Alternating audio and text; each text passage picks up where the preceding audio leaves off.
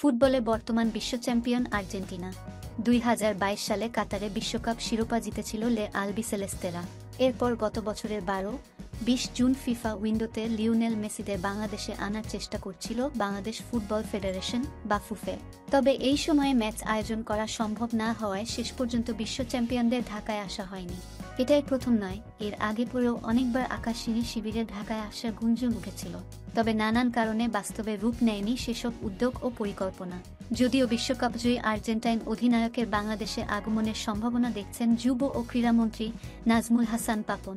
আর্জেন্টিনার রাষ্ট্রদূতের সঙ্গে সৌজন্য সাক্ষাৎ শেষে নিজ মন্ত্রণালয়ে এমনটাই জানিয়েছেন তিনি। এ সময় আর্জেন্টিনার রাষ্ট্রদূতের সঙ্গে ভারতের ক্রীড়া উদ্যোক্তা শতদ্রু দত্ত ছিলেন। তিনি শতদ্রু মূলত মেসিকে ঢাকায় আনার বিষয়টি উত্থাপন করেছেন। মেসি প্রসঙ্গে ক্রীড়ামন্ত্রীর দাবি, তারা বলেছে মেসিকেও আনতে পারে। পাপনের ভাষ্যমতে তারা বলেছে যেহেতু অন্যরা আসছে, মেসিও আসতে পারে। তবে অনেক বিষয় থাকে এখানে।